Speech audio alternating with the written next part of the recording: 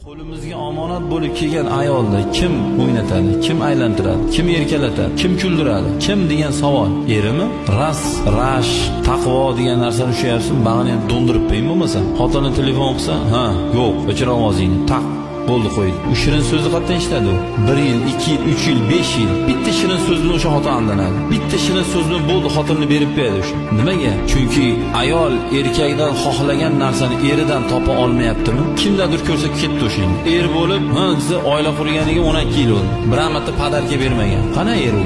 Shirin so'z yo'q, erkalatish yo'q, olib borib o'ynatib kelish yo'q. Qaynatib burundan parch qo'yish eshikda turadi. Bu qaynatalar. Ko'zni oching. Ayting o'g'lingizga bor xotiningni olib, zominga borib kel bir haftaga. Mana 3 million pulni bor deng. O'zim bormaganman, siz boring o'zingiz borib keling bo'lmasa birinchi. Bor xotiningni, boyrog'ingiz bo'lsa, bor xotiningni ol umraga borib keling. Nima ayol u zindonband deganimi?